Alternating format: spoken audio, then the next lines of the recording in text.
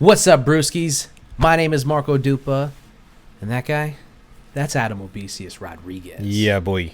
Tonight's brew is from the St. Bernardus Brewing Company. It's the Tokyo Wit. It's their Belgian wit.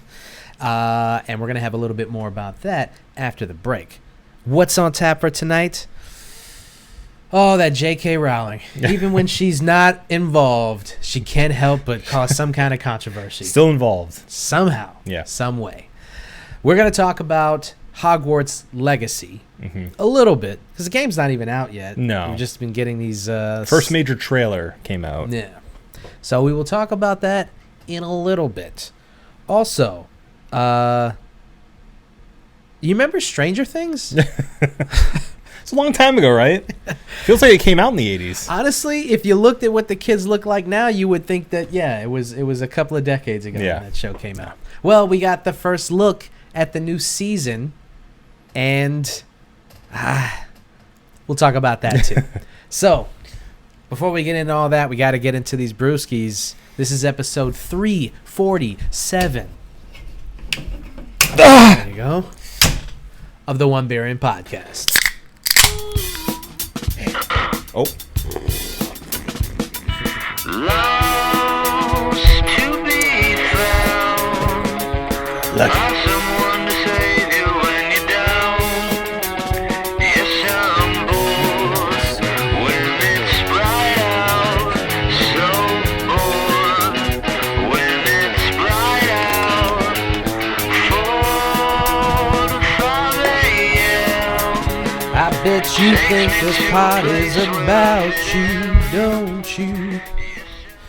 You're so vain. I bet you think this part is about you.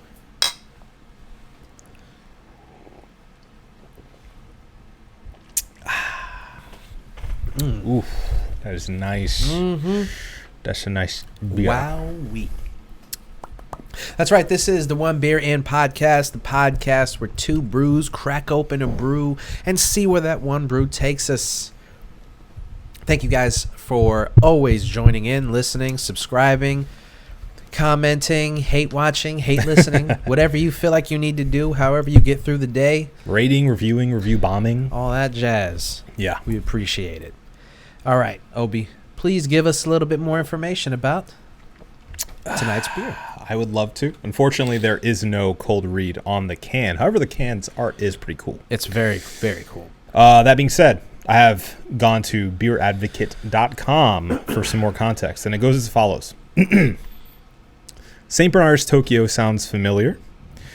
You are quite right, because in 2012, we launched a one-off brew on the occasion of the opening of the first St. Bernardus themed cafe in the Japanese capital. 8 years later, you can sample the St. Bernardus Tokyo again, albeit with a new recipe. The young Belgian illustrator Jonas de Vogt created the artwork for the can, which consists of an impression of Japanese nightlife in the iconic streets of the Kanda district, where you can find Brasserie St. Bernardus.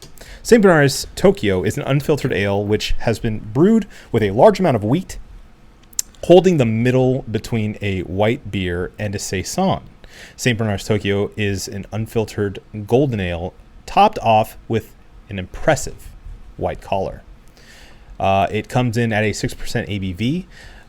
Well, since we have it pulled up, Beer Advocate, it scored a 90, which is outstanding. Oh. And it's rated the 13th wheat beer. Wow. So, high marks. Top 15 Yeah. on Beer Advocate. Mm-hmm. Would you look at... I mean, I'm not surprised. It's St. Bernardus, you know? Of course, known for quality. Yeah. I tried to... No, it's not. No, I turned the autofocus off, kids, so... Right. That ain't going to happen. So look it up. Google it. It's a really cool label. Yeah. So... And they're not known for putting a bunch of information on their label. Although it did sound like that came from them. So I'm sure it's like on a website or something. Yeah, it's probably on their site, I would assume. So yeah, here we are, guys. Back again like we never left.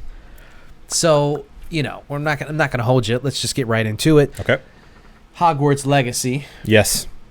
very big deal because for some reason, Harry Potter and Hogwarts and the Wizarding World, that shit just won't die. For some reason, it's Yeah. our generation. It just won't. Oh yeah, no, yeah. I guess that's the problem and the point, right? Yes. Us kids are now having kids, and And they're fucking forcing their kids to be into this shit. To be into, yeah. Because I mean, if you think about it, there haven't been any really major Harry Potter movies that have come out that our generation can show our kids. Well, As a new, the Beast thing, right? Fantastic Beasts. nobody likes those. Okay. Nobody likes those. I haven't found one person that actually goes, yeah, those are really good. Well, they've made like 4 of them now, right? Two. On the third. Two, they're on the third. Yeah. Yeah. So, That's too many. look, man, I wasn't a huge Potter head. That's what they call them, right? Potterheads? They call them potheads. Yeah, potheads. Potheads. I wasn't a huge pothead when I was growing up. Mostly because I thought I was too cool for the books Yeah. when they came out. It hit me in that age where I was like, no, I'm gonna look at cool stuff like professional wrestling Yeah. instead. There it is. There it is. This is a post-brewery podcast. Uh-huh. But yeah, so I don't know. It just missed me as far as the books go. Mm-hmm. I knew that they were a huge thing. I read the first book, never got to the second one. And Really? Yeah. Did you ever go back and read them? No. Ever? No, I made plans to, but I never did. Made plans to. No, and I say that because I did eventually get into the movies because, I'm a plebe. It's a much easier entry point, and I love the movies. I thought they're great. Yeah. For the most part, ebbs and flows, but Uh-huh. as like a universe, I really got into it. And Yeah. I really enjoy the Potter universe overall. But never got into the books. But I think that this series in particular is kind of really latched onto our generation, and that's why it doesn't die. Yeah. Is because we won't let it die. Yeah. At least not yet. Yeah. I guess the original material is good enough that our generation doesn't need a new series of books or new movie series to really relaunch it yet. Maybe another 10 years or so we'll need that. And then I'm sure there'll be reboots and TV shows and bleh. I can't believe I just can't wrap my head around why it's so popular.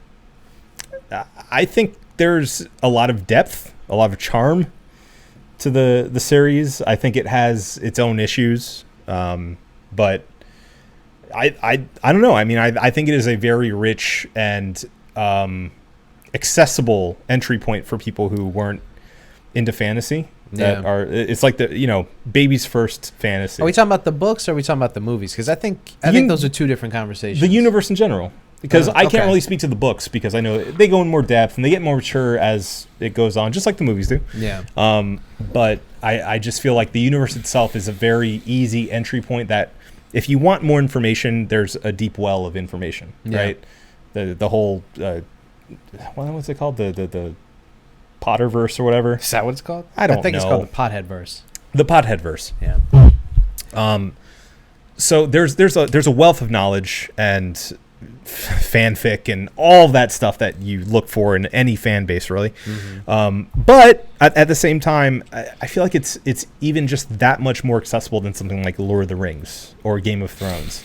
Yeah, it's definitely more accessible than those two for sure. Well, that's what I'm saying. And those are the two, like, I'd say biggest fantasy franchises outside of Potter. Yeah. Yeah, it's Potter's like fantasy light for people who like don't want to play D&D but like want to though. Sure. It's like Pokemon to RPGs. Yeah. It's a easy entry point. Everyone loves it. It's fun. It's easily accessible, pretty light. Mm-hmm. But there's a whole universe for you to explore even within that. Yeah. So I think that's why it's been so successful. And I think it's going to continue to be successful like for generations because That's unfortunate. the books are written in a way that grow with you from what I've heard.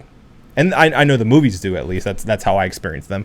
Yeah, But- when I was of age to be reading those books, I definitely read the first couple of them, and yeah, they did grow with you. It felt like, you know, you were coming of age at a time that like the characters were. It seemed like J.K. now, like obviously, present beliefs notwithstanding, it seemed like she had her finger on the pulse of, you know, what we were kind of going through in a way Sure. that like she could allegorize. That's a word, right? Allegorize. Sure. She could write very well about Allecorify. allegorify in a way that like was relatable. So I understand that, but it's the legacy that like I just can't wrap my head around. I just didn't think it. I still don't think. I just went back and rewatched almost all the movies. I stopped at the last one, part 2. That's where it ends. Yeah, I just didn't didn't finish the finish. movie? Yeah, I didn't finish How it. do you go that far and not finish the last movie? I'll tell you later. All right. And yeah, I went back and we rewatched all of them, and I don't know. I thought they were fun movies. They're like Sure. entertaining. They were like, you know, they were good, but like they weren't like they weren't like stick to your ribs type movies to me. Yeah. But maybe that's just because I was never into it from the jump. Like I always was very like kind of like even when I was reading the books, I was like, hey, it's good, but you know, Yeah. it's obviously written for children. And Well, and you're also not a fantasy guy, too. No, yeah, so that's definitely a check mark against any kind of fantasy thing. Is like you're gonna have to do a lot to get over that hill of me Yeah. just going, Right. goblins, ghosts, Ghouls. ghouls. It just doesn't do it for me. Yeah. Knights, You got a dragon in there? shields, and yeah. And that's why, like, that's why I really, really fell headfirst into Game of Thrones because it was about so much more. You could take that out. You could take all of the fantasy elements out, save for like obviously important aspects that have to do with dragons and stuff like that. But replace the dragons with like somebody being inherited or like inheriting tanks in a time where, you know, militaries weren't built around heavy machinery. It could be a story, the politics, the strategizing, Turn them into Gundams. Yeah. Yeah. I mean, you could literally just take the juicy elements of the story itself. Transpose it into any other genre. Right. Yeah. So that's why that was this. Well, you know, I to defend Potter and other fantasy staples such as Lord of the Rings. I feel like that's true of all of them for the most part. I feel like there is more behind the goblins and ghouls and dragons. And, but some require more digging than others. So Yeah. and You got to get past the corn of some of the other ones. Like there's a lot of corn in Harry Potter. There just is. Yeah, It's just corny. Yeah, that is part of its entry or its accessibility, I should say. Yeah, You for know, sure. the fact For sure, that I it get is that. such a, you know, it begins as a absolute kids franchise and it ends as a young adult franchise. You know, it never goes full like, okay, this is like for grown-ups now, quote unquote, but it gets close. Yeah. And the stuff that's what I've always been gravitating towards for the Potterverse, Potverse. Pothead verse. Is really those darker elements. I always loved when there were stakes, you know, and when it wasn't just, we just talked about this before, when it's not just about like, you know, school drama and things like that. When it's actually about like a larger world and a bigger universe and like people could die, you know, and like that's what's at stake here. Yeah. It's ultimate evil that is going to kill people. Yeah. And has like I like when it starts getting more serious towards like the second half of the franchise. Yeah. You know, Azkaban's my favorite movie. Azkaban. Azkaban. Azkabana. Azkabana. Banana. Yeah, I mean, and when yeah. I just feel like those movies, they kind of got boring a little bit when it got it felt More like serious? It felt like No pun intended. It felt like they didn't really know how to balance making it darker while also like keeping what made the shit good in the first place. Yeah.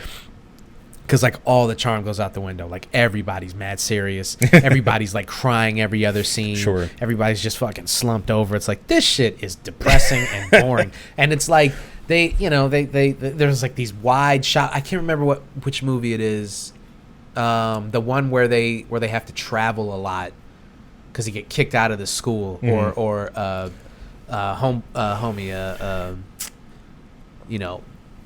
boss hog wizard. What's his name? Dumbledore? Yes, also known as Boss Hog Wizard. Boss hog wizard. Yeah. When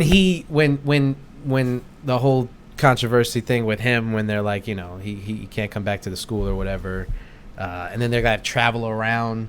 Remember, I can't remember what movie it was. I think it's right before. I think it's Half-Blood Prince. No, is it Half-Blood Prince? I think it's after Half-Blood Prince. This is how much I know about the series, and obviously I'm killing my own argument here because I don't. Anyway, it's okay. Yeah. It just. Well, fuck it. Whatever. I think that you very succinctly explained why there is a legacy in the first place. So let's talk about the game. Okay. They're finally 2022 coming out with a full-fledged Wizarding World RPG. Right. An original game. There have been games based on the movies in the past. I think there may have been a game based on the book. It's really weird. Yeah. But yeah, this is the first full-fledged, like from the ground up in the potverse, as you will, game.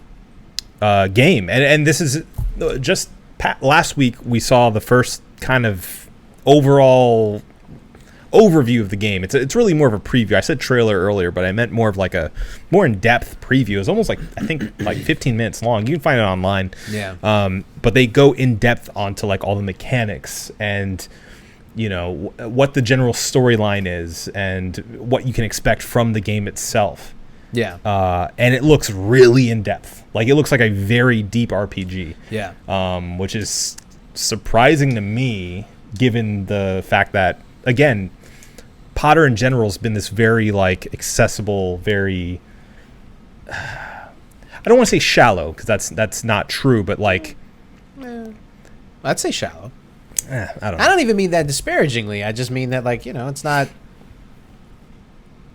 Its base elements are very easy to understand. Yeah, Hero's journey. Sure. Comic relief. Put upon. Super smart girl. Yeah. Cute animals. That's the team. Yeah, cute animals. Evil teacher. Old wise guy. Hey, what are you kids doing over here? Old wise guy.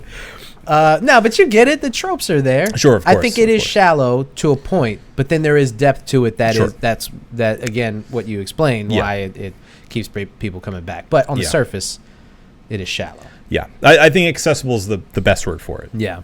Anyway, so that being said, I was really surprised with how deep this game seems to be. Yeah.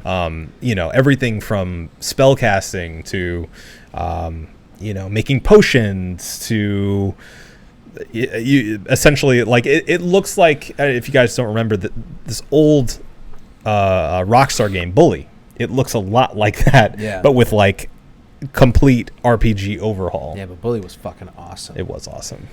Yeah. Man, I miss Bully. I really hope that the rumors are true and they're bringing it back.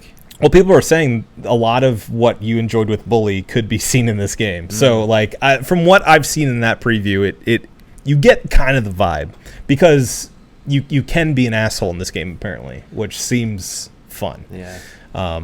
But everything essentially the game takes place in, I think, the very late 1800s.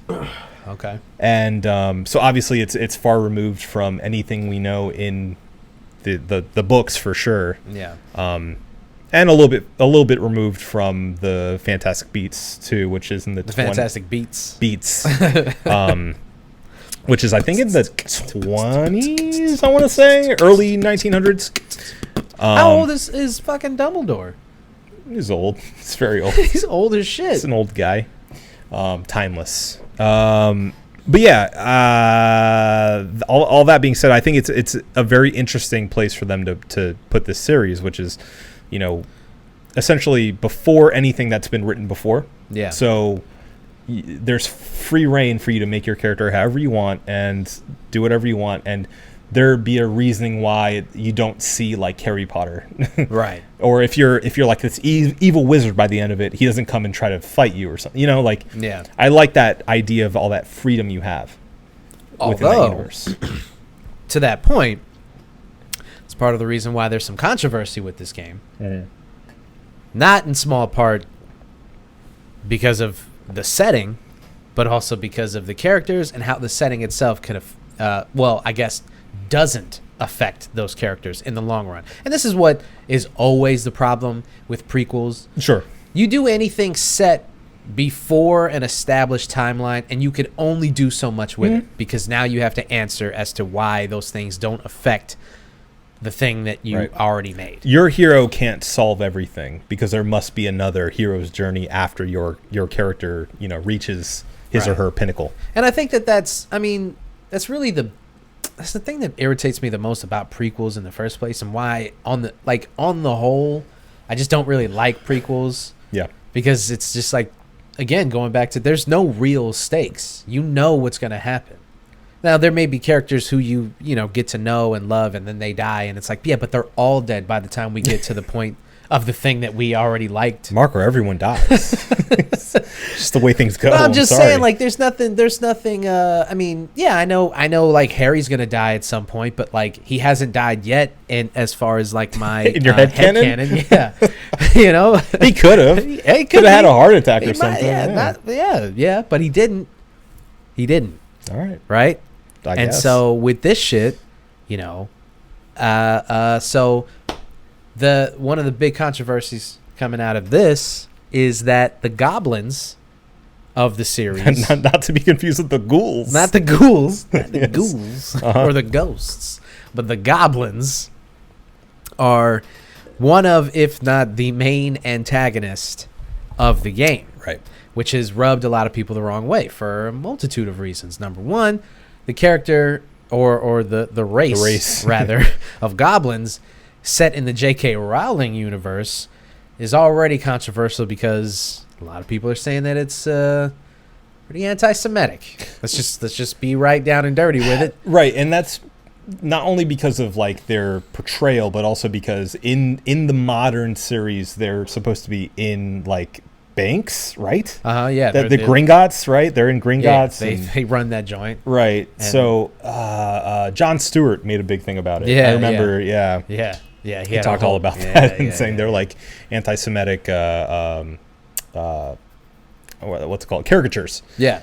Well, so a lot of people have said that like their characterization resembles Nazi propaganda. Right. And so, whether that's true, there's no way to know what lies in the heart of J.K. Rowling. Sure. Although she said a lot. She may tweet something about that. I don't know. Yeah, we might. I mean, in the next couple of years, once she's like fully canceled, quote unquote, she'll finally just be like, yeah, you know what? The goblins are hook-nosed Jews too. And you're like, whoa. Oh my God. So, I don't know. We'll probably find that out pretty soon. Hopefully. She's still tweeting. Well, yeah. I mean, she's supposed to be canceled, and yet she's probably going to make a fucking boatload of money off of this shit. Oh, yeah. Nobody gets canceled, dude. You'll wonder how much she makes just yearly on the property, like being in Universal Studios alone, Right. Like how much that licensing agreement was. You imagine? Well, the irony of all of this stuff coming out about her and our generation are the ones who were like keeping this boat afloat, Sure. honestly. Well, and that's besides this argument about, the goblins being The goblins. it's silly to talk about. I'm sorry. It is silly. The goblins being like an anti-Semitic caricature and portrayal and kind of like a stand-in for Jewish people. Besides that, obviously, there's no end to what she has said that has made people have to decide on whether or not they're willing to support anything within this potverse. Right. So that includes Hogwarts Legacy, and really, there's going to be a new Fantastic Beasts coming out as well. So I'm sure that's going to make headlines too. But they've wanted to do the Cursed Child, which apparently is like the stage play. That they want to turn into A movie. Of course. And Daniel Radcliffe is like, Nah, I'm good. I'm good. Good on that, dude. I'm doing like weird indie movies and I'm shit. chilling. People are asking me to be Wolverine. You think I want to go back and be fucking Harry Potter again? I'm the Swiss Army man. Come on, son. Yeah. I played a dead guy. It's a pretty good movie. It is. Yeah, I enjoyed Paul it. Dano, right? Yes. Yeah. Yes. Guy's an actor, man. He is really That is an actor Yeah. right there. Yeah. So, yeah, and with this, there's critics and gaming publications that said that they're not gonna cover this Sure. game. They're Yeah, not going to flat review out. it. They're not gonna. Yeah, they want nothing to do with it. Right. Which, I'm conflicted on personally. Yeah. We're not going to get too much into what JK said because that's a whole other pod. That's not this episode especially, and really not this show. Yeah. To talk about that stuff, but we can. It's just we'll be here for another fucking 2 hours. Yeah, unpacking it. It's too much for this episode in particular. But that being said, obviously, if you know anything about JK and searched at all, there have been a lot of what people have perceived as transphobic comments coming from her. She's been labeled a TERF. TERF. Yeah, which is a trans exclusionary radical feminist. So go ahead and Google, do your own research. Have fun with that. Yeah, all that stuff. So all that being said, this turns into a quintessential, can we remove the art from the artist? We had this conversation with Kanye before too. I think it's hard. It's very difficult.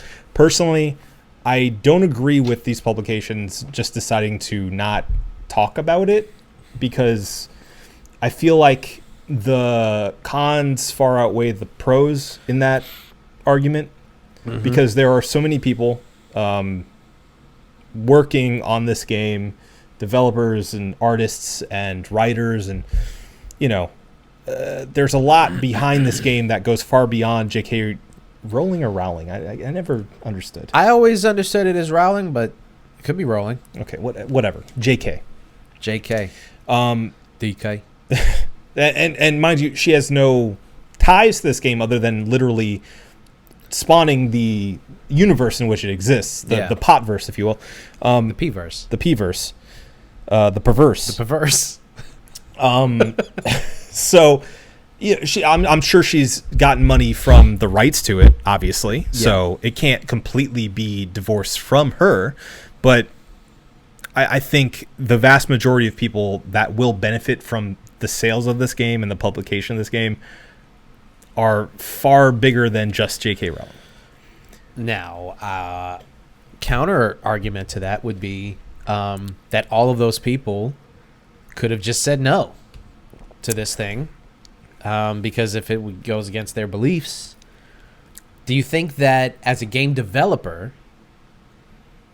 somebody approaches you, Warner Brothers obviously approaches you and goes, we want to do a Harry Potter vehicle, isn't your first question like, or I guess your first concern, the person most famous off of this has made a lot of controversial statements, a lot of which I don't agree with. How much does this benefit that person? And how much does it benefit me to even be even loosely attached to this person. That's fair. At the same time, though, what if... let's say you're a big fan of the P-verse. Mm-hmm. Okay? The perverse. You absolutely don't agree with J.K. Rowling's ideas around trans people. Mm-hmm.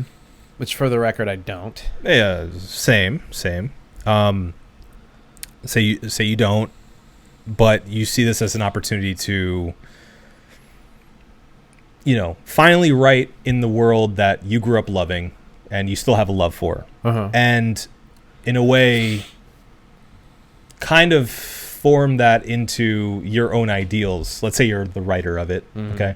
Into your own ideals. They have announced that they are allowing trans characters in the game. Yeah. That seems that at first, on face value, that seems like, okay, they're just throwing them a bone. Yeah. They're throwing anyone who disagrees with J.K. Rowling a little treat to be like, okay, well, it's okay now because I can play as a trans character. Yeah. Like, it feels... Stick it to her. Yeah, it feels like...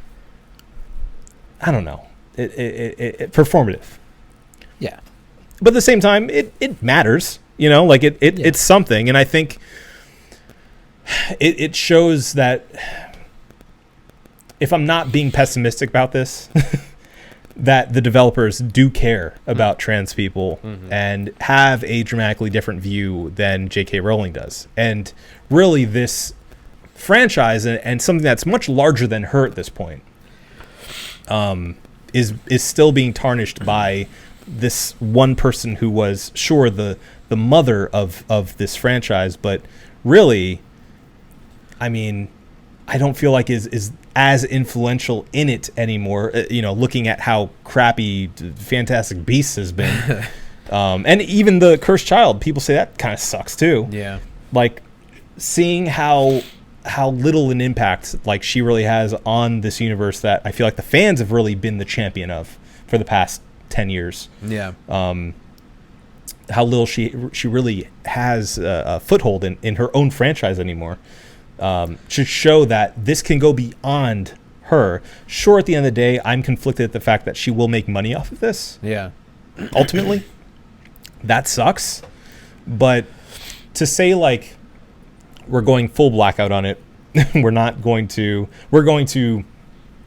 boycott the game, et cetera, when, this team and everyone working on it may not align with her at all. Yeah. And in fact, probably doesn't. I would go as far as to say probably doesn't. And because its origins are in someone who is what you may classify as a hateful person or behind the times or, misaligned with your own values, you're going to boycott it or, just pretend it doesn't exist. Mm-hmm. I'm conflicted. I'm conflicted by that. Yeah. I don't know. Sounds like you're making excuses so you can play the game. Looks like a pretty good game. That's all I'm saying. That's all I'm saying. No, it sucks. It sucks and it's difficult and it's, it's one of those things. It is one of those things of whether you can divorce the art from the artist. It's tough because let's say you're just one of those low-level developers who, like, needs a job. It's like it's kind of hard to, like, turn down something like that, especially a vehicle as big as this. Well, imagine if you've loved Harry Potter your entire life and you get the chance to, like, make your own story in the universe and have really no involvement from the person that's now this, like, pariah in the modern landscape. I mean, it really does fall down to separating the art from the artist. And I mean, if but then you look at some of the art that the artist made that you're still working within the confines of, and it's still kind of fucked up. Like the Asian characters are all named Ching Chong and Bing Bong, and the fucking black characters. That's true. Doug. What is the Asian character's name? I think her name is like Chong or something like that. Look it up. I'm not making this shit up. It's not Ching Chong and Bing Bong. It's not far off. It's not far off. Chang. And then Cho Chang? Cho Chang, yes. Are you telling me that's not far off from Ching Chong? Her name is Cho Chang. Okay, that's a little It's a little on the line. And then the black character's name is like something like like Ricky Hang 'em Up or something like that. It ain't that. The fuck? No, but look up his name. Look up his name. Look up the black character's name. Because it is something as fucked up.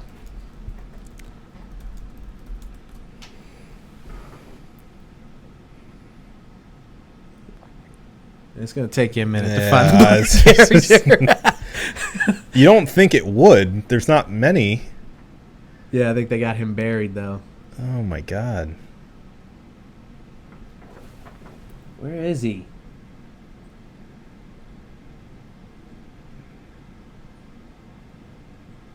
This? No, not him. No, the homie from the Ministry of Defense or Ministry of Dark Magic or whatever. The guy who wears the little hat and he wears like the purple cloak. Ministry. I can't spell. Yeah, spell it. Ministry of Magic. Yeah. That guy. Kingsley Shacklebot. That's right. Kingsley Shacklebot. Yes. Yeah. Yeah. All right. Uh-huh. It ain't no Ricky Hang 'em Up, but it's close. It's a street name. Yeah. So what I'm saying is, even if you can divorce yourself from the original, or the originator, rather, she's left an indelible mark on the universe in ways that are still being, like, discovered today, where you're like, wait a minute, that's kind of fucked Hold up. on a second. And then it brings us back to the fucking goblins. Yeah. Because not only are they now viewed pretty universally as anti-Semitic characters, but if the stories are true, if the narrative is true about this game... Harry Potter? No. Oh, or the rumors, rather. Yeah, I worded that weird. Did Harry Potter happen? The rumors of the narrative of the game are true. If that is so. I'm going to try that sentence again. Okay, let's do it again. If the rumors of the narrative of the game are true, which is that the goblins are the antagonists, that's even more fucked up, because if it's a rebellion, all they want is equal rights. Right. And if you are the protagonist snuffing out this rebellion, you're snuffing out equal rights for these goblins. Well, I think it would be really subversive of the developers and writers of this game to make it where that's the story on the surface, right? Yeah. But it's really that if you go that path, you're the bad guy. Yeah, that'd be cool if they... Yeah. Like having that depth of character and sort of a turn on the universe itself, and maybe speaking to some of the universe's like faux pas and more kind of shitty aspects. Yeah. Speaking to the universe itself, really, I think could be interesting. Yeah, they have a lot of room to do that if they so choose. Right. Well, and it reminds me like similarly of like H.P. Lovecraft, right? Uh-huh. Notable white supremacist, racist, asshole, Yep. dork, weirdo, right? Yep. But had some good ideas as far as fiction goes. And Cthulhu and such. Now, at this point, obviously he's long dead and gone. Yeah. We're able to see, at least most people, I don't think I speak for everyone, but I think the vast majority of people are able to read his fiction, and though it may consist of some on the fence, if not ultimately racist or prejudiced views within, we can see it for the art, for it, especially for its time. Yeah. Right. I think that's going to continue to happen for the Harry Potter series. I don't think Harry Potter is going to get canceled at any point. No. I don't see that happening. Well, I feel like, there's been too much investment emotionally with people of our generation, especially, even if they don't align with J.K. Rowling, and that reminds me. I'm sorry to go on a tangent here, but it reminded me of recently. I've seen this weird, like, kind of reaction to the quote unquote cancelization of JK and this game being released, where I've seen some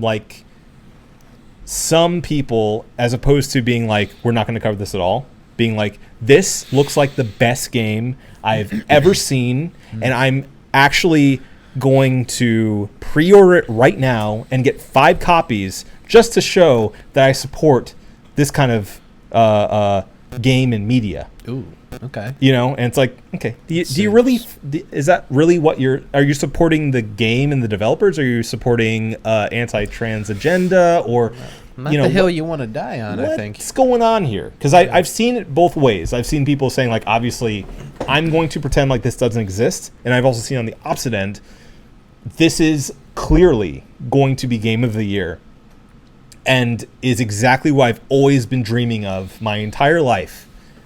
And I am so ready to buy as many copies as possible. Ooh. So that's the state of things right now. If you haven't been online for a little bit. I'm going to go out on a limb and say that this game is not going to be Game of the Year. In fact, here's my too early prediction of the game. I love a too early prediction. I think it's going to be very mediocre. I think it's going to be very middle of the road. I think they're gonna have a lot of things that they could have done and didn't do, and a lot of I have a feeling about this.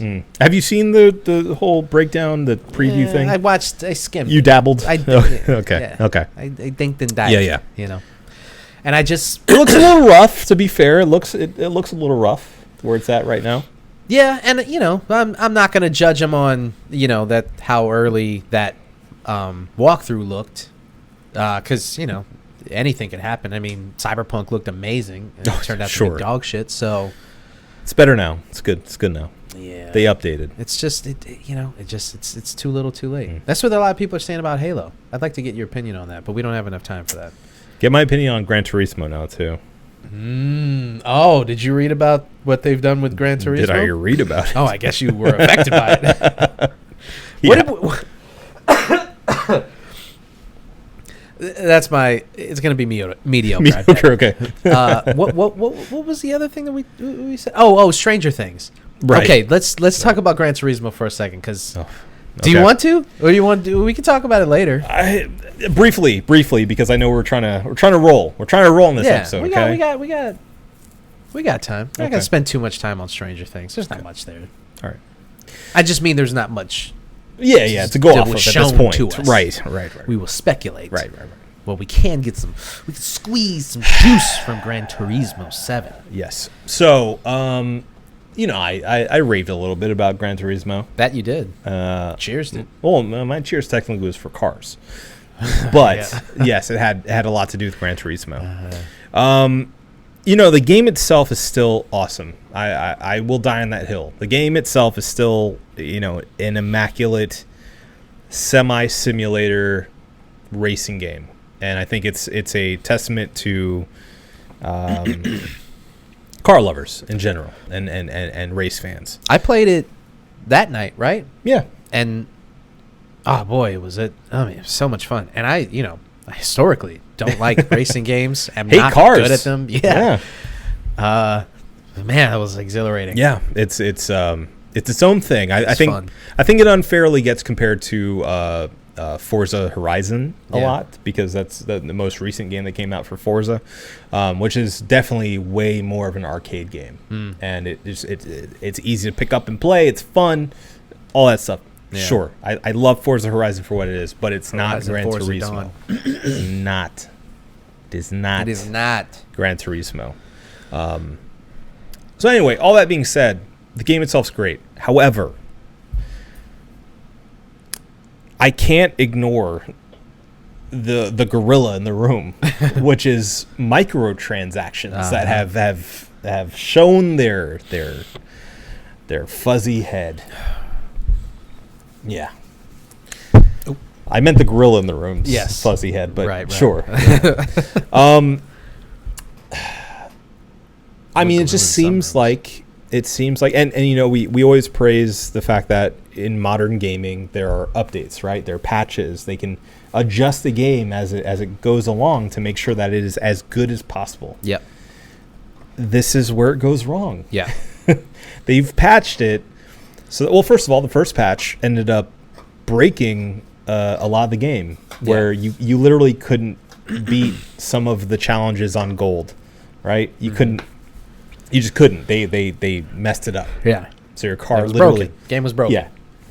Your car literally couldn't do what it was asking you to do to get a gold trophy, right? So that's the first thing. Much larger issue here is that they also ended up essentially, we're talking about Call of Duty nerfing guns. They nerfed how much money you get from races. Yeah. And that means you have to play more, you have to grind more to get the cars you want or need to race certain courses. Uh-huh.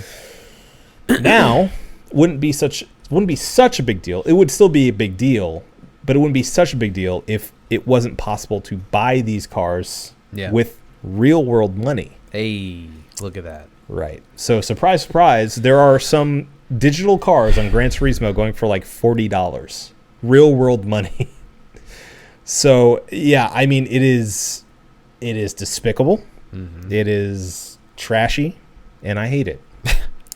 At what point do you think we left or got away from these games just being games? I mean, really, as soon as it plugged into the internet, I feel. You know, as soon as we got loot boxes, as soon as we discovered that not only could we update games, but we could charge people for content in the game. Yeah. And it's as soon as everything changed. What was the first game, though, I wonder, where they were like, where they experimented with it, where they were like, we could give them this base game and then like charge them real money for like this extra shit. I mean, I think it came out of MMOs, with like the horse armor or whatever. Yeah. that was the big first, like, what the fuck are you guys talking about? Yeah. Kind of scenario.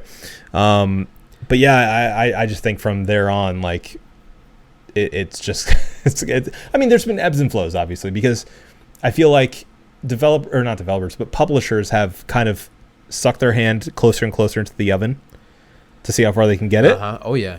And then they get burned on something like Battlefront. And it's like, okay, well, we're not going to do that. Yeah. Sorry. Here, go ahead. You're fine. Free content. And then, sorry. Yeah. Sorry. Yeah, you're right. You know what it is? You know what I just popped into my head? It was mobile gaming. That's what it was. Free-to-play games were a huge influence for, loot boxes and it was tokens. Was sitting on your phone, playing some game, and then either an ad pops up or like a timed thing where it's like, hey, you can just pay and then you don't have to wait. You can just pay and then you can like skip this level. Sure. You can just pay and then your character could wear this sweater. It's like, it's like what is it? $2? It ain't nothing. Right. And then it built from there. Yeah. That's what it was. Yeah. At least I think that's a big part of it. Mobile gaming was a huge part of loot boxes and pay to win and things like that. This is another thing I never understood, mobile gaming. I tried really hard, especially when I first got like my own iPhone. Like, it was filled with just, social media and then video games. That's all it had. I downloaded the dumbest stuff. Yeah. Remember like the ones that like it's like a soda can or something, and the shotgun. You just the shotgun. And then, it was so stupid. All of that stuff, so dumb. Awful. But then after a while, there's no longevity to mobile games. At least to me, I know that people really like those games, but I just can't play like puzzle games and even like Wordle, for instance. I like it. It's really fun. I love brain busters. I love puzzles and riddles and all that jazz. But it just doesn't keep my attention long enough. Yeah, like, I haven't done a Wordle in like 2 weeks. Yeah. I've kind of fallen off a little bit myself, and I loved it. I love Wordle. I love Wordle. So it just I don't know. I just never understood how it could have such a hold on people. Like, I don't know. I think again, just like Potter, mobile gaming is so accessible. It's perverse. Yeah, How it is accessible really it is. accessible. Yeah, Because, when they look at statistics about gamers, air quote, nerds. you assume it's somebody holding a controller or playing on their PC, but I think a large swath of those people are on their phones. Yeah, even if it's like a suburban mom who plays Candy Crush every day, like that still counts. That's still a game. Some people would argue with you about that if that counts. I wouldn't, but no, it is. I mean, people would. I don't see the argument against it. It is still a game. You're still gaming. But are they a gamer? If they continue to play, yeah, I think they are. I think if you continually play a game, you should be considered a gamer. I think some would argue that a gamer is somebody who actually gives a shit about video game culture.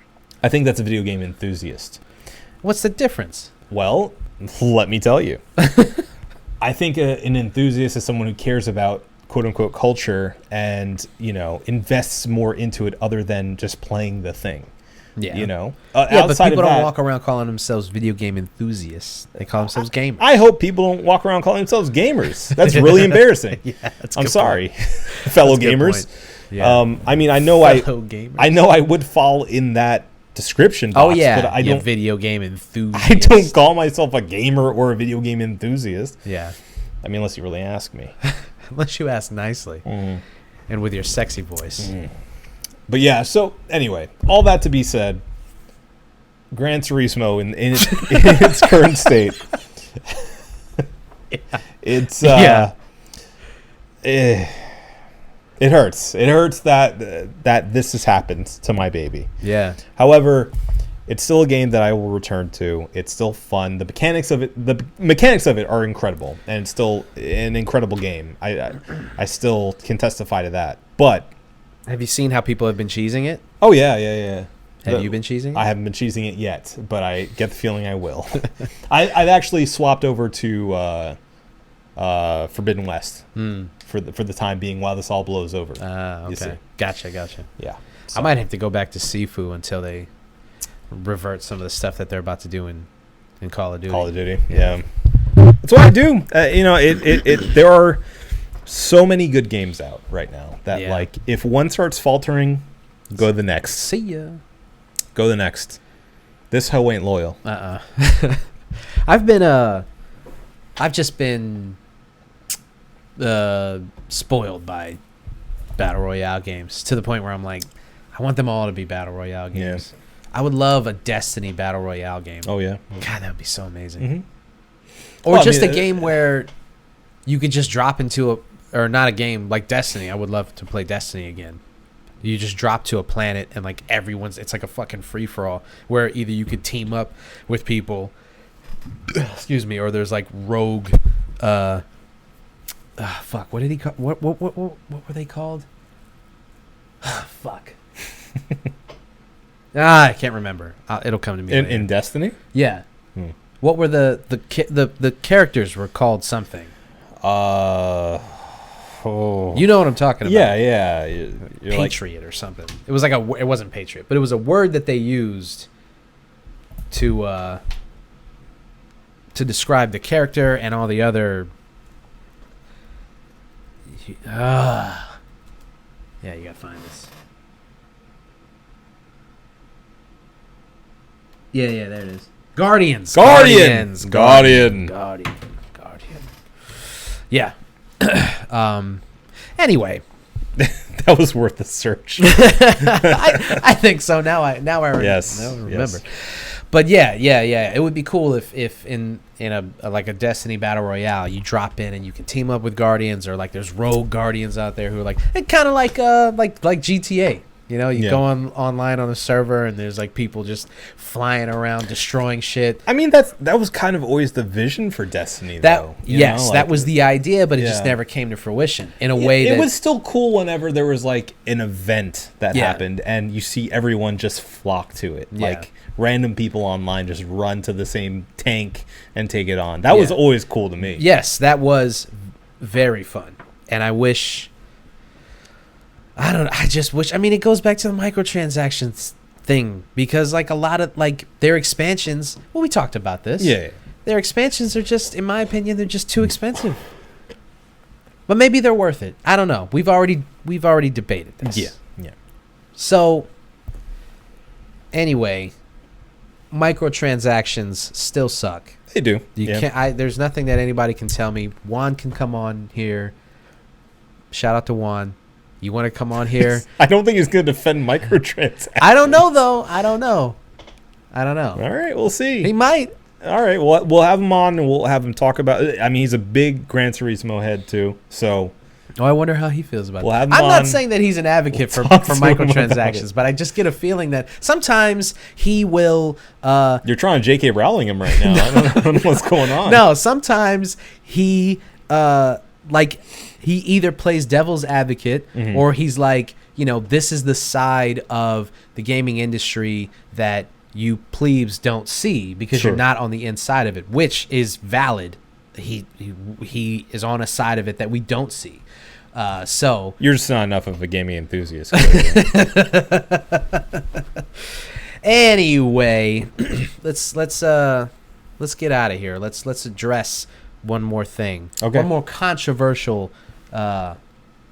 aspect of media, a thing that was so huge. I mean, it's Stranger Things, not on the level of Harry Potter at all, but I mean, if they had played their cards right, definitely could have been, had the potential. Yeah, I mean, I don't know. I mean, if you talk to people today, they may be pretty close. I don't think Stranger Things is going to have the longevity, but I think. Well, I'm saying like culture-wise- the expansiveness of it. Like, there's not enough video universe, games. There's yeah. not enough it affects pop culture in a way, not in a way that Harry Potter does or did. It's like but the Funko Pop T-shirt level. yes, and I think that it could be on the level of like infecting every aspect of pop culture, Oh, sure. like Harry Potter did. Novels, movie, like big movies. Yeah. I think that that's the difference. There needs to be a Stranger Things movie. There's got to be, right? They've Well- got to end it on a movie. Starring this cast, they're going to be in their 30s. Exactly. They're going to wait until they're adults and then have them in a movie. Yeah, it'd be like It Chapter 2. Yeah. But you'll actually have the same cast Exactly. instead of... Yes. Yeah. Perfect. Yeah, so... In real time. Yeah, we could watch them literally grow up. And yeah. I'll be going with my niece. She'll be in her 30s. I'll be in my fucking 80s. Remember Netflix. She loves that shit. So... I mean, there's definitely that age group. Like, we watch the show, our age group watches the show, and it's like, oh yeah, it reminds me of like Goonies and Gremlins and like, Monster any Squad. Steven Spielberg movie or like, yeah.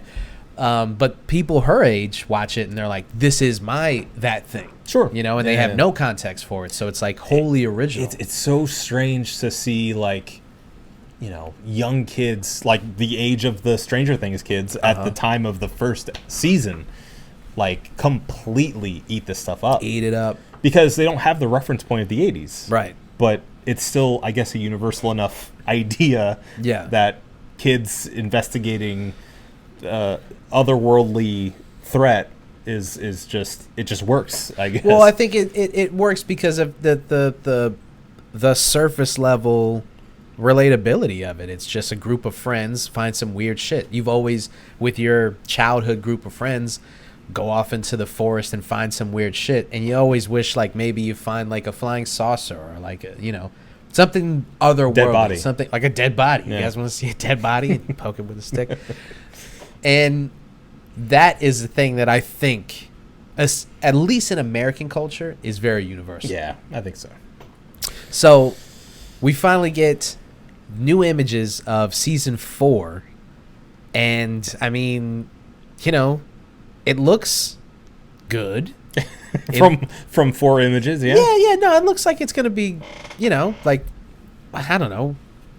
I just, man, they are really, really taking their time with this shit. And I know many jokes have been made about the fact that like they'll be, they're taking their time with this show, but I just want you to Google Stranger Things cast and look at the images of some of these kids, because they're not the updated pictures of these kids. They're the pictures of when they were on the show, when they first started the show. Yeah. And I mean, some of them look like they could be 8 years old. Yeah. And now you look at the especially the images that have come out, I think, from Variety magazine, and I mean they're adults. They're full-fledged, full-on adults, and it's just weird, man. It's weird. Yeah. Yeah. Because they're like, I know some of them are like 18, 19 years old. Well, sure. Let's see. Caleb McLaughlin was older, wasn't he? He's 20 now. So yeah, so he was already playing younger than he was. yeah, I remember that being a headline. Like, he's actually older than you think. Yeah. He seemed older though. Yeah. Like he had a maturity about him that was. So did Finn. Finn Wolfhard. Yeah, he's also seemed a little older. He's 19. Millie Bobby Brown's 18. Noah Schnapp is 17. He seemed like the youngest one. No, he seemed like the youngest Gaten one. Matarazzo, right? Matarazzo. Is 19. That's the main cast. David Yeah. Harbour Yeah. is 46. Yeah. Yeah. 46? Yeah. I mean, sometimes he doesn't seem that old, and then sometimes he seems way older. Oh, yeah, right? Like, he's one of those guys that you can't really pinpoint. He could be like, he could be 40 or he could be like 65. Yeah. It's strange. Yeah. It's very strange. Especially, I mean, when he's out of shape, obviously he looks worse, and so he looks... Well, sure, and he can get like disheveled looking for a show or movie or something. Yeah. But, I've seen him in interviews, though, and I'm like, man, I could see him being like 40-something. 46? Yeah, he's 46. yeah. He's a young-looking 46, but he's 46.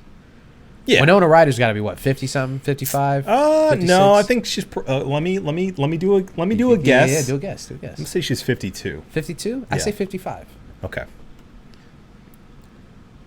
50 on the dot. Oh! You aged her. I aged the I guess shit out we of both her. aged Yeah, her. we did. Sorry, Winona. She didn't, Still she look looks great. amazing. Yeah, you still look great. Yeah. So, I forgot Sean Astin was in Stranger Things. Speaking Who else of was in Lord of the Rings. that's right. He gets murked in the first season, right? Or the second season. Spoiler alert. Oh, yeah, fuck you. If you haven't watched Stranger Things. Season 2. Season 2? Pretty sure. Yeah, because he's like the stepdad that gets murked, right? Mm-hmm. Yeah. Yeah, whatever. I'm not going to give you a fucking spoiler alert for Stranger Things. One of the biggest shows on the planet. That's the point of what we're saying here. Is it's Yeah. been so long. It's been so long since the last season that, like, I mean, I want to ask you, are you feeling as disconnected with the show as I am at this point? Absolutely. It's like I've like clearly I've forgotten the series, and I mean, I know it's easy enough to go back and rewatch, obviously, but I just don't have the desire. I don't really want to either. Like I've seen it already. I enjoyed it in its time. I know a lot of people are really harsh on season 2 to 3 at this point, Yeah. saying that it wasn't nearly as good and kind of diminishing returns. People were saying it's really not even visiting past the first season, but I disagree. I had a good time with season 2 and 3. I didn't think it was as good as season 1, but I mean, it always happens with shows like this where you have to up the ante all the time, and it's hard. yeah, I think that was one of the main problems with The Walking Dead. I know that it's based on the comic book, and most of their best kinda. ideas. Well, yeah, but the best stuff that they did came from the books. yeah. They just rearranged it to match what Right. they had on TV. Right, exactly, and that was the problem. Yeah. And Well, and they lost their showrunner, who was, I mean, like the incredible. brains behind it. Yeah. But when your show is based around these things that These stranger things, once like horror based shows, for instance, have to continue to up the ante. Sure. Or else it's like, all right, you've revealed the monster. Like Yeah. what? And that's why American Horror Story, for instance, some people say it lost its legs after the second anthology. Some people really love everything that they've done. I think the idea behind keeping a lot of the same cast and making it an anthology series as opposed to having to up the ante from the last season is a very smart idea. Stranger Things could have done that if their main cast wasn't so beloved and if they didn't feel like they needed to watch these kids grow up. It could have been a thing where you just take another group of kids, or not even kids, just another group of people, and like all of these people discover the Upside Down in their own ways and stuff like that. And then maybe, like, this is season 4 coming up. Maybe we finally revisit the Stranger Things kids from season 1 at this point. Right. And then now they're all grown up in it, and it's like the passage of time doesn't affect you as much, because when you have watched this show as long as it's been out, and you're like, these kids are so fucking old now. Right. And it's not even like it's not even, the issue is not that they're older or that they're even old. It's just the fact that the charm is a little lost because it's about kids. They definitely, especially in this next season, have to pivot the genre. Well, that's what they said in the article, in the Variety write-up, rather. The Duffies, the Duffy Bros. They said that they are pivoting away from E.T. basically, and Goonies and all that stuff, and it's going to be like a dark horror season.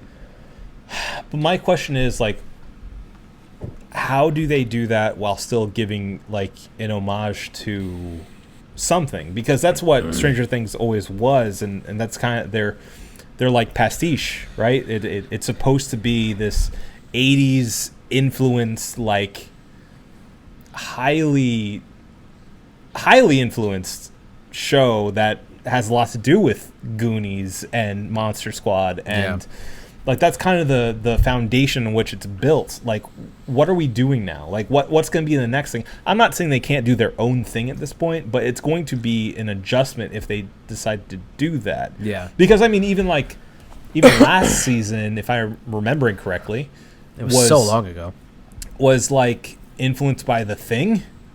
And, you know, like, kind of an invasion of the body snatchers thing too. Exactly. So I'm curious to see what their influences are now, if they're even going to continue to kind of give those homages to 80s, I guess at this point, almost early 90s, like, cinema. Yeah, I don't know. I mean, that does seem to, that is the DNA of the show, but do you think that that's do you think that is so inherent to what the show is, or is it just a product of the Duffy brothers being like fans of all those things and going, we're going to use those elements? Because again, we're talking about, like, it appeals to us because of those homages, but the main audience of the show has no context for those things, so it's original to them, which is not, obviously the Duffys have no control over, like, who is going to latch onto this thing. Sure. But you get to a point where they have to come up with something original. Are they beholden to the show being a tribute to the 80s because that was why they were successful? They're beholden to nothing because they're the creators. Yeah. However, I feel like, at least from my perspective, I define Stranger Things as that opening, you know? Yeah. Like, it is so inherently 80s influenced, and, like, that's really what it is. That's what it's defined by.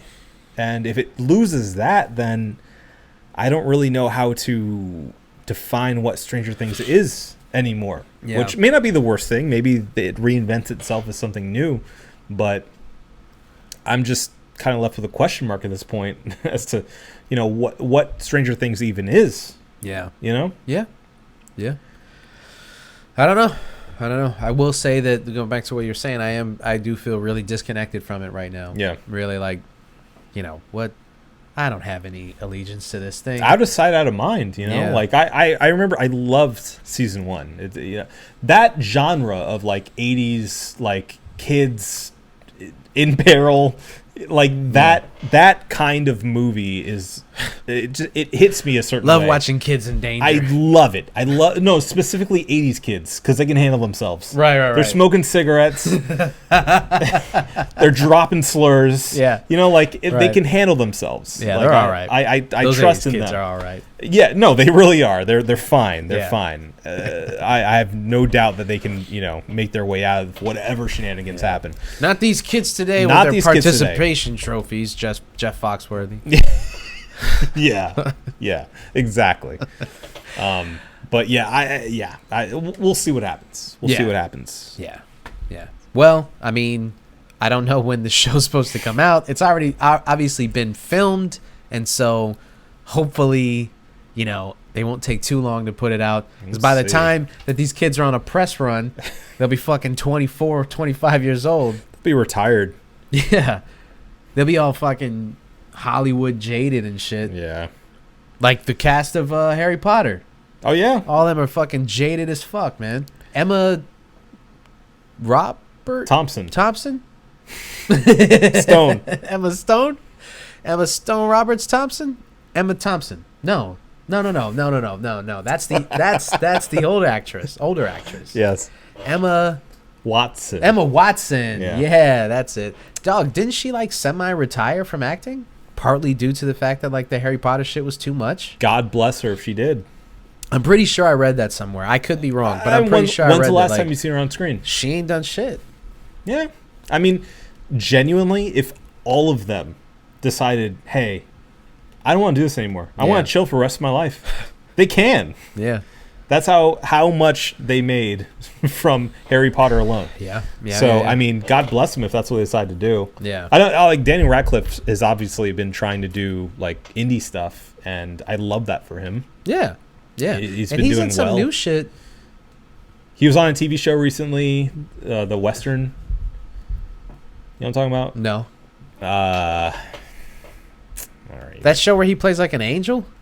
No. Are you sure? Yeah, he's a preacher in this one. Preacher? Angel? Angel. Miracle Workers, yeah. He's an angel. Oh, he's a preacher in it. Yeah, no, they're angels. Yeah, no, he's a preacher.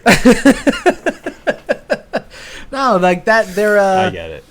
I get it. Okay. I just saw him in the art, and he's wearing a thing. You know. But that's like season collar. 2 or 3 of that show, where they... I don't know if they fall to Earth or they... They're like guardian angels. Yeah, right? they're guardian angels. Yeah. Yeah. Anyway, he's been doing a bunch of crazy shit, and more power to him. But yeah, you're right. I mean, they made enough money that they could be like, "Yo, I'm out the game." You know, Sure. I mean, I sold my kilo. I'm good. I'm out the game. Imagine retiring at like 23. Imagine retiring. Can you imagine? I'd rather not because it's not a reality for our generation. No, we're not retiring, dude. No. You're not gonna retire. No. You're not gonna retire. I'm not. I'll be the manager of a bar for the rest of my life. I'm going to be retired, if you know what I mean. I'm going to be retired. Yeah. Emphasis on the tired. You might be a redneck, Oh man, Yeah. I love watching people discover like, what was the fat one's name? A fan one? Yeah, you know what I'm talking about. The Blue Collar Comedy Tour. That's just funny right there. I don't care who you are. Get her done. Yeah. Bubba Watson. No. Bubba Watson. No. I'm kidding. No, because they said that he stole his whole character from Bubba the Love Sponge. Yeah. Yeah, because he's from Florida. Yeah, apparently. Yeah. Fuck. What's his name?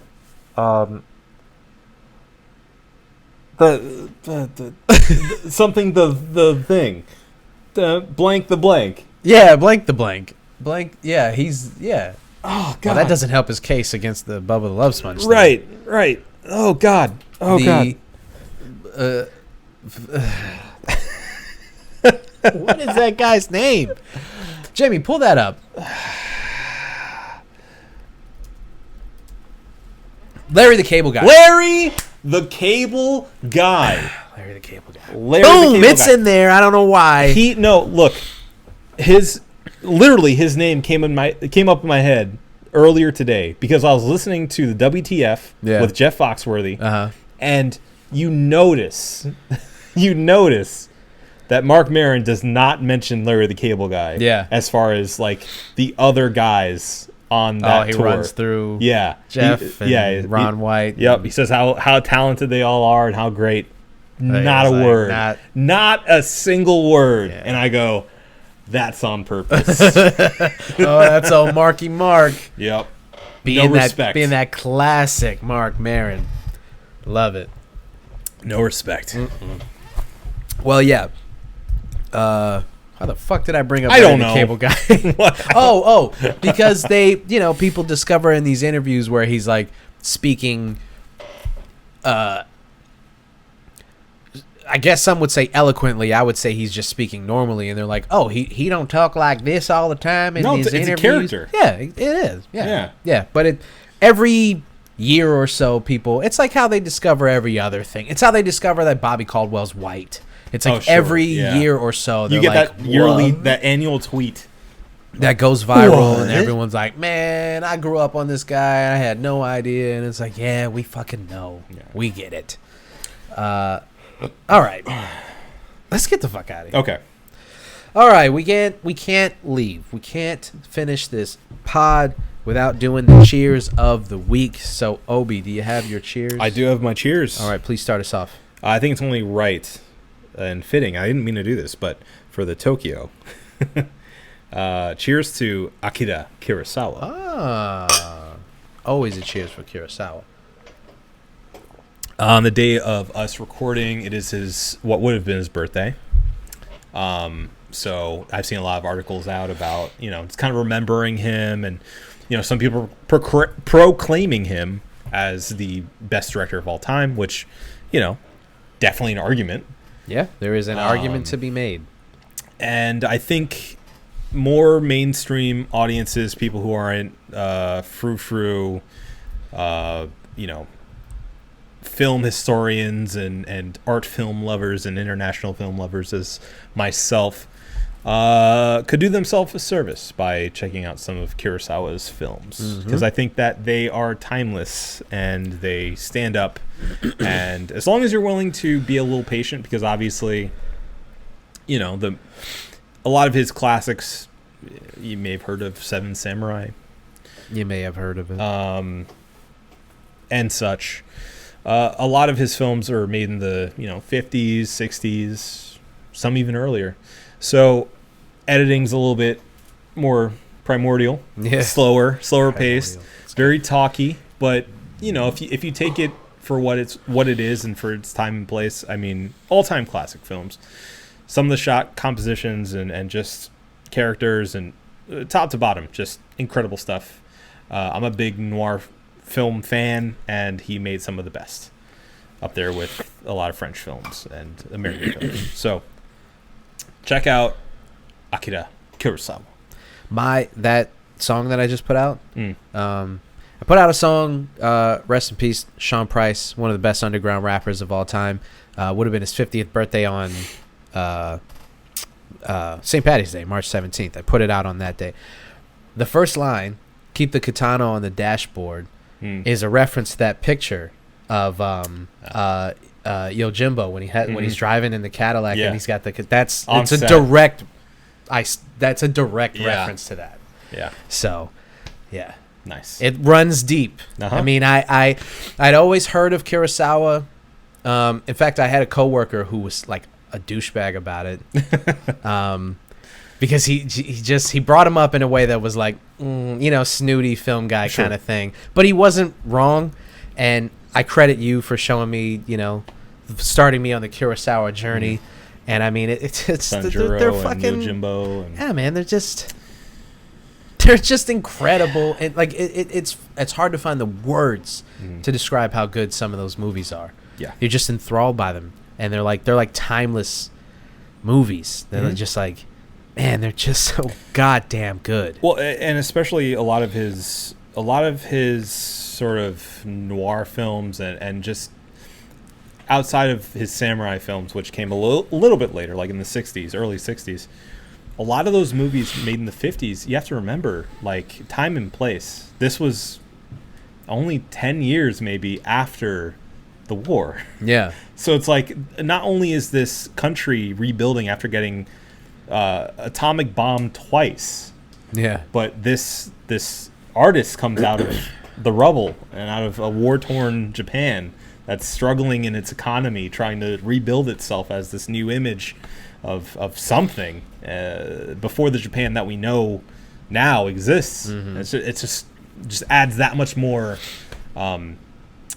respect in my book as far as what he was able to accomplish in his vision as a filmmaker for what he was able to do in his time. It's incredible. Incredible stuff. Agreed. All right. My cheers of the week is going to Aberrant Eats.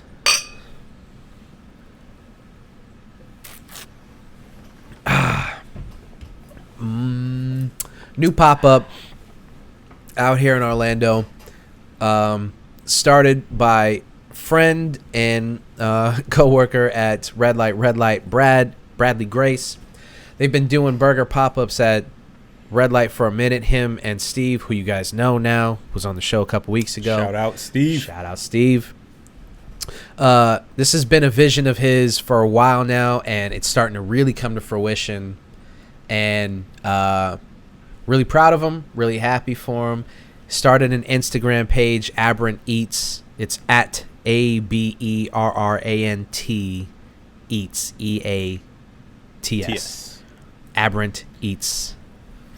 So follow the page, keep up with what he's doing. Smash burgers were incredible. Oh yeah, you had one. Mm-hmm. I've had a couple. I'm just so fat. It's great stuff. And he wants to do, all kinds of stuff. He's got great ideas, and hopefully, the big idea that he has for Aberrant comes to fruition sooner rather than later. But I will not speak for the man. Maybe we'll have him on. We'll see how it goes. Okay. But shout out to him. Shout out to Aberrant Eats. Shout out to Aberrant as a company. So that's my cheers. You fucking downed it. I have a drop. Save the drop for the end. Okay. A little drop here. Yeah. All right. Obi, what'd you think of the St. Bernardus Tokyo Belgian Wit Ale? St. Bernardus, and I will repeat this, never fails. Never fails. I have yet to have a bad St. Bernardus beer. This one, smooth, sweet, not overly sweet, not overly strong. The 6% I feel like is such a good number to be at, to not hit you over the head with any alcohol flavor, but also be strong enough that it adds to the sweetness a little bit. Mm-hmm. Smooth is the strongest word I can think of right now. And I really, really, really, really love this beer. I'm going to give it a 5. 5. It's a 5 for me. I am also going to give it a 5. I really, really enjoyed this. I don't drink a lot of wit ales. I don't drink a lot of wheats. Mainly because I just get congested almost immediately. Yeah. And so I mostly steer clear of them. But this I would get congested for. This I would take that hit for, because super smooth, a touch of sweetness, weediness. It's I think that 6% is like that golden spot to be really at. a sweet spot. Yeah. Mm-hmm. You can get away with 7.5. Sure. 8, you're starting to get to a place where you're like, all right. Woof. Yeah. After that, it's like, you know what you're doing. Yeah. And it ain't nothing good. Mm-mm. But 6.5 is a great place to be as far as the alcohol content is concerned. The packaging is great. It's St. Bernardus. like you said, you can't go wrong with St. Bernardus. I mean, it's just a win on all fronts, and it just should be. It doesn't fly off our shelves like it should.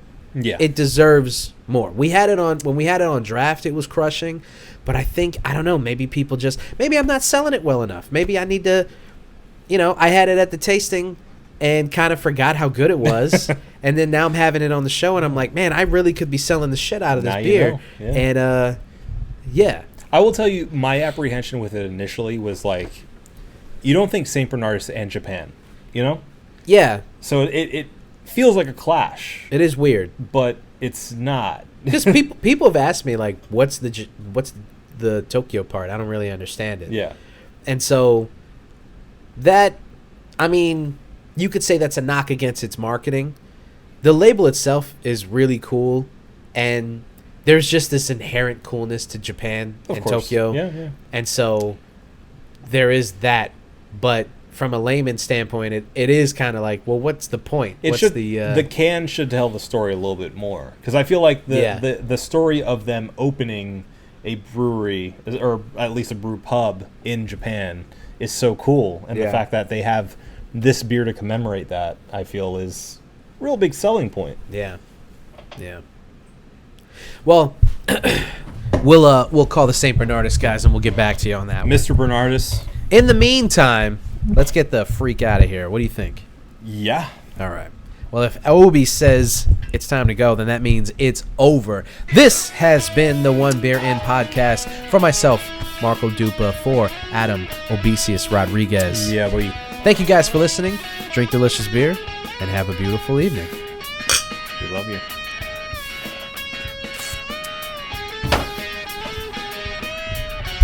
All right.